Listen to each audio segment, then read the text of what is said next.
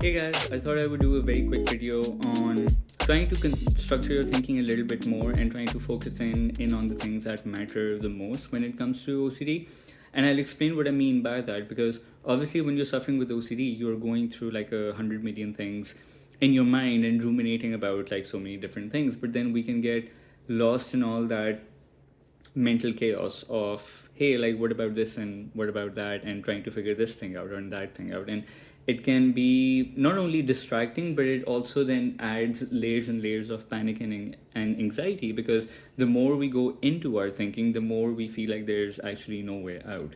And I was on like a call recently with someone who we were talking a little bit about past events, right? Because they had real event OCD and they were going through various events of their life that, like, I had this, I had that, and then this happened. And every single one to one, they were bringing in a new kind of like incident that, oh, by the way, like, I think I didn't tell you, there was also this thing that happened in my life. And I had to point that out to them because it became very compulsive to try and go through like a catalog of memories of like, hey, I've had this thing in my life, and trying to analyze each and every single one of them through like an angle of, but was this OCD or not? What about this one? What about that one? Okay, like, what role did I have to play in this one? What did I do over here? What do the people involved in this specific story, what do they think of me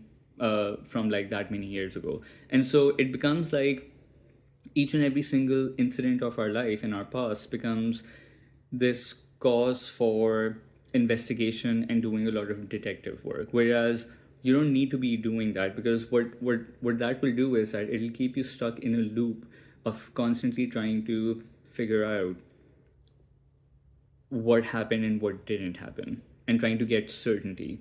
Whereas that's what you actually don't need to be doing, right? What you actually need to be doing is, what are the common like themes, not necessarily OCD themes, but like common themes in terms of topics that emerge from all those kind of things. Because I have a background in literature, this is kind of like a question that would pop in like, literature exams of like, hey, so like, in all the different things, what are the different themes discussed across like these five stories, that kind of thing, right? And so in that way, you have to look at what are the themes that come from the different kind of like thoughts that you're running through, right? So with real event OCD, for instance, there's usually it's like a handful of things. It's like, I've done something wrong. I need to know if I actually hurt someone or not. I need to know that other people still don't think badly of me. I need to make sure that I don't repeat any of those mistakes. I need to make sure, was I actually at fault, or is my brain just making me think that I was at fault? Or classically, was that thing OCD or not? And I mean, obviously, it can be different for another person. Like the context as to what they're trying to figure out is really different from person to person. But largely, I mean, oftentimes it's themes around guilt, shame, fear of being stuck, fear of never being able to escape your past, things like that. So instead of zooming into each and every single instance of your life, try and think about, okay, what are the common threads? And in this case, that means, what are the common fears or the beliefs that are coming up across all these different stories?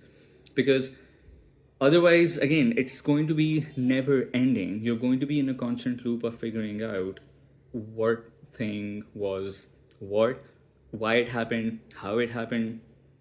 And you've probably, if you have real event OCD, then you probably know that you've been through a lot of those stories in your mind for a very long time, maybe even for years, and you still are feeling pretty stuck and feeling pretty bad and shitty about a lot of those things. I was there myself as well, because I was trying to analyze each and every single instance of my life, each and every important instance of my life, through like really trying to make sure that, okay, I want to make sure I didn't do anything bad, and if I did do something bad, I need to make sure that I can forgive myself and other people have or can forgive me about XYZ incident, right? So, and like, I even went for reassurance, I even went for the compulsive like confessing, trying to figure it out, asking other people questions about it, what they thought about it. Obviously none of that got me really anywhere. But when I actually started to think about, okay, even like, it doesn't matter if it's just one story of my life that I'm thinking about, or whether it's like 50 stories that I'm thinking about in my life. Either way, the thing I have to look at is, what are my beliefs and my perspectives about it? That should be your go to kind of like thing to think about. And that's how you can try and structure your thinking a little bit as well. Like, instead of ruminating about what happened and what didn't happen, whose fault was it or not, was it OCD or not, try thinking about, okay, but what is my perspective of it, or what are the irrational beliefs that I'm holding about this one or several of these instances.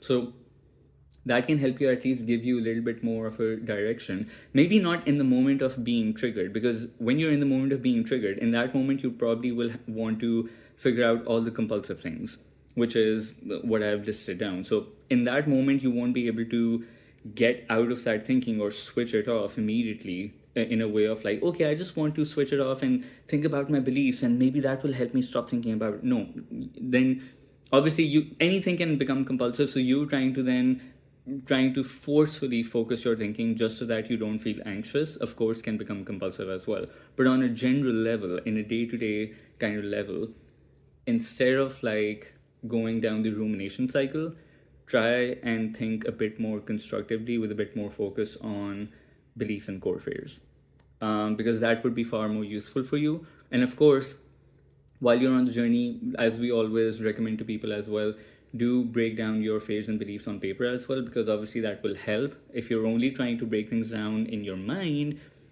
it will be quite chaotic. Like, to be honest, like, you're already doing mental compulsions, you are already thinking also about what to eat, you're also thinking about your to-do list. There's so many different things running through our mind. So if you also add breaking down your beliefs and fears in your mind as well, it's just going to be a cocktail and a chaos. So don't do that to yourself. So just wanted to do this quick video and give this piece of advice, because I think that we have to be the ones to also, outside of one-to-one calls, train ourselves to try and not go into thought spirals and in these endless loops of thinking, and instead try to think of constructive things that will help us really change our perspectives and therefore our behaviors as well. So I hope you found this helpful, and I'll see you guys in the next video. Bye.